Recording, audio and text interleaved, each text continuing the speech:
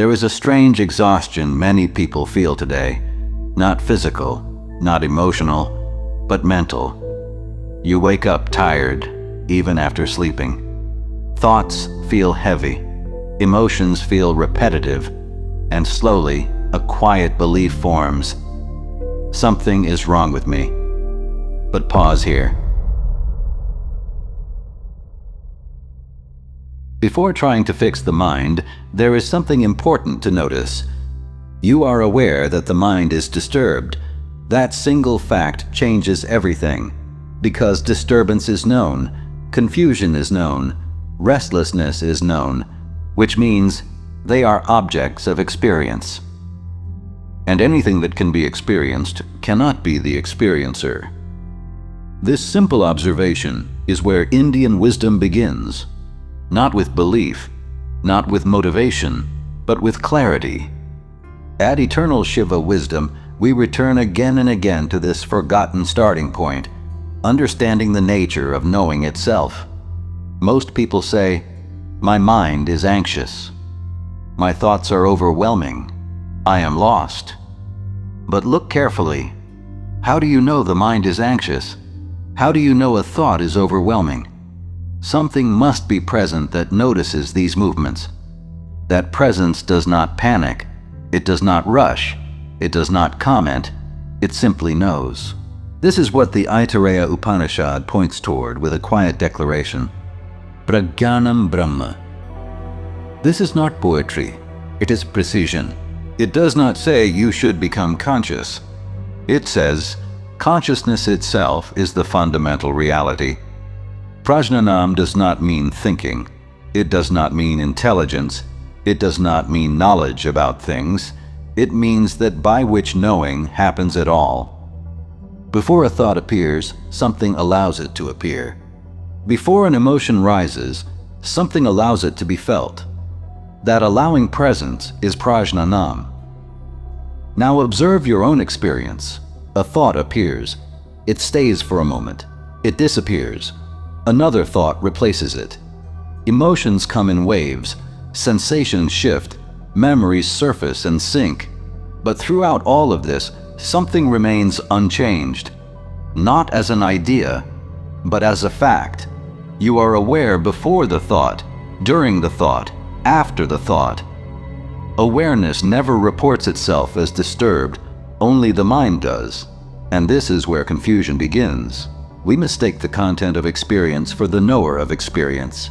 We say, "I am broken," when only a thought is broken. We say, "I am anxious," when anxiety is simply appearing. The Aitareya Upanishad does not ask you to fight these states. It asks you to see their status. They are known, and whatever is known cannot define the knower. This is not detachment. This is accuracy. Just as light is not stained by the objects it illuminates, awareness is not damaged by the thoughts it reveals. You do not need a better mind. You need a clearer understanding of your position in relation to the mind. At Eternal Shiva Wisdom, this is the gentle reminder we offer. You are not inside the disturbance. The disturbance is appearing in you.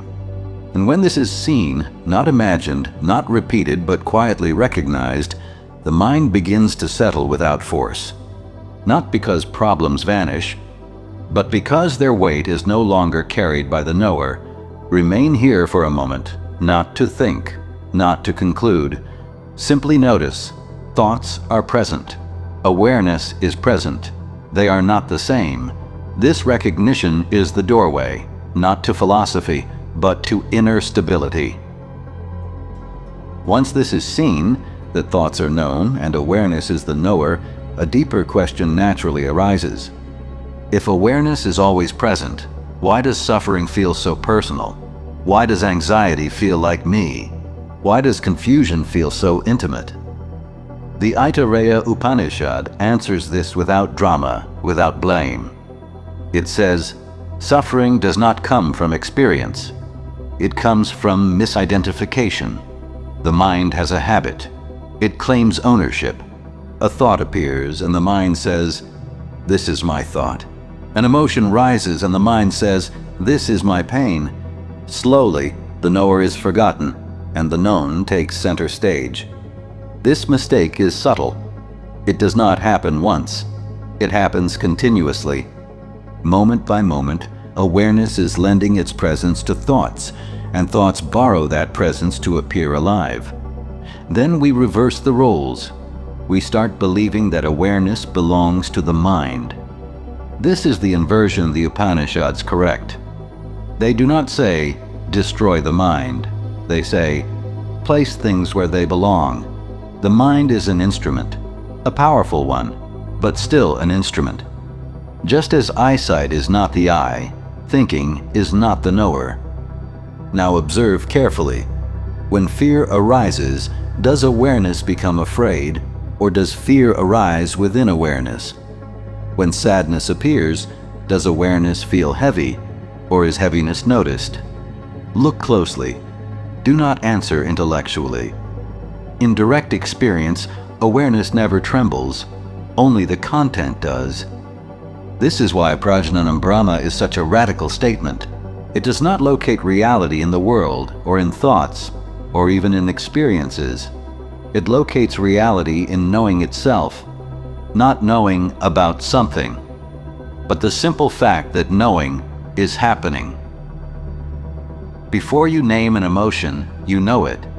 Before you judge a thought, you know it. Before you describe yourself, you know yourself as present. That presence is not built. It is not improved. It is not damaged. It does not age with the body. It does not rise and fall with moods. It remains identical through joy and sorrow, clarity and confusion. The Aitareya Upanishad makes this clear. What we call the individual is consciousness appearing through a particular instrument. Like electricity lighting different bulbs, the light may appear dim or bright. The wiring may be faulty or clean, but electricity itself is never confused. In the same way, Prajnanam flows through the mind. When the mind is agitated, consciousness is still clear. When the mind is quiet, consciousness is still clear. Clarity does not belong to the mind only reflects it. This understanding changes how life is lived. You still feel emotions. You still think. You still plan and respond. But a silent shift happens. You stop asking, "What is wrong with me?" and start seeing what is appearing in awareness. This is not detachment. This is maturity. Problems are addressed without self-hatred. Pain is met without identity collapse. The knower remains intact. At Eternal Shiva Wisdom, this is the second turning point we emphasize. Do not try to calm awareness. See that awareness was never disturbed. Rest here for a moment. Thoughts may continue. Sensations may move. But notice, the one who knows them does not move at all. This stillness is not an experience. It is your position. And from here, understanding deepens naturally. As this understanding settles, something subtle begins to change, not outside, inside. Life does not suddenly become perfect. Situations still arise. Challenges still appear, but they no longer define you. Because now, you are no longer standing inside the mind. You are standing as the knower of the mind. This is the quiet power of Prajnānam Brahma. The Aitareya Upanishad does not promise constant happiness. It offers something deeper, stability. You begin to notice that thoughts come and go without asking permission. Emotions rise and fall like weather patterns. Even the sense of I appears, shifts, and disappears. Yet something remains unaffected. This remaining is not effort. It is recognition. You are not holding awareness. Awareness is holding everything. This is why the sages were silent. Because once this is seen, nothing more needs to be added. You stop searching for meaning in achievements. You stop fearing emptiness, because emptiness itself is known, and that which knows emptiness cannot be empty. This recognition does not make you special. It makes you simple. You respond instead of react. You act without inner noise. You listen without preparing answers. life becomes less about control and more about clarity.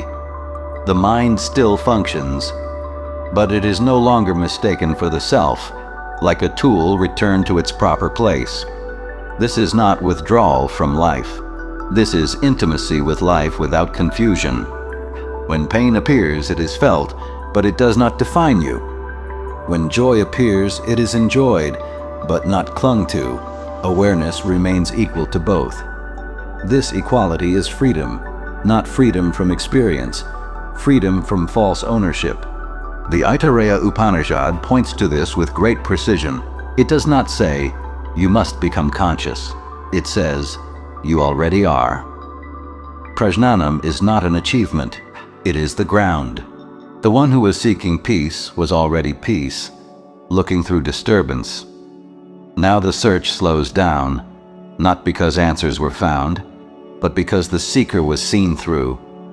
At Eternal Shiva Wisdom, this is where we gently rest, not in conclusions, not in beliefs, but in direct seeing. Thoughts may continue. Life will continue. But you no longer confuse movement with identity. You remain as the unmoving knower. Let this understanding breathe. Do not repeat it. Do not force it. Just notice. Whatever appears, appears to you. And that you was never disturbed. Stay here. Nothing more is needed.